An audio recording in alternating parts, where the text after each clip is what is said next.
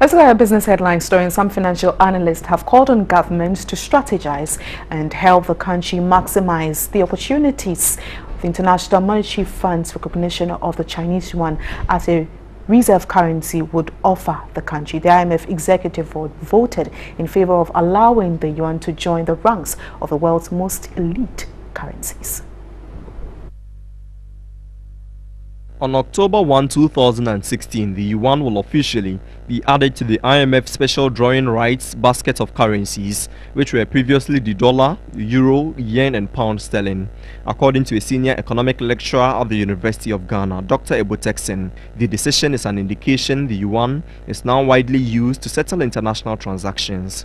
You don't just have your currency added to that basket. We already had four: the dollar, the pound, the euro, and the Japanese yen. So for China as a country, it shows the confidence which the global economy has in the economy. And if you look at the criteria that they use, you could see that it's not easy to get that thumbs up. So yeah, for China it's good. The head of the finance department of the University of Ghana Business School, Dr. Godfred Boppin, says China must have to accelerate economic and political reforms to achieve the desired impact. Accepting it as a global currency is one thing, which is very good. The currency has been anointed now, but the extent of usage now will depend on the challenges and how fast China responds to those challenges, like market manipulation, like lack of data, like transparency issues, like political risk, all those things which are actually acting as a stumbling block to the free usability of the currency. According to Dr. Boppin, this might be the game changer for Ghana. Related to Ghana, the idea was that with the introduction of the Chinese currency, that would ease the pressure on the cedi in relative to the dollar, but that hasn't actually materialized, largely because of how the Chinese currency has been exposed, the extent to which we have been exposed to that particular currency. And to actually operationalize that, we will need Ghanaian importers from China especially, or exporters to China, to have a virtual account in China. To what extent do they have that, and to what extent are they able to earn the Chinese currency itself by way of exports?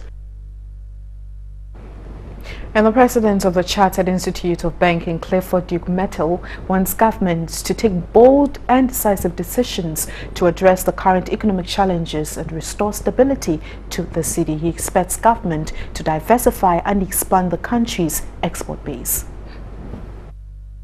The cedi in recent times has weakened at both the interbank and forex bureau markets due to increased demand pressures, speculative activities and declining inflows. This year, it has depreciated 15.5% against the US dollar, 13.2% against the pound sterling, and 3.3% against the euro. At the 19th National Banking Conference, the president of the Chartered Institute of Bankers, Clifford Duke Metal, said the Eurobond will certainly help in stabilizing the cedi, but asked government to find a lasting solution to the problem. The structural problem, which is the export. So you push up your export base, you try and attract foreign direct investment, you try and push up or scale up the level of your inflows by way of remittances. Now these are three components which look to the supply side of the transaction.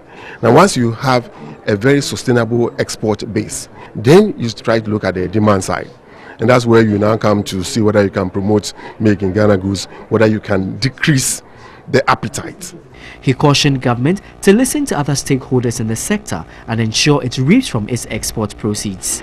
Government to listen to the practitioners, those who are dealing. So if you come to exporters, if you come to traders, if you come to those who are dealing in the prior market, etc., what are they doing and which is affecting the stability of the currency? Focus on long-term export capacity building, export base intensifying, make sure that we reap as much as we can on export proceeds.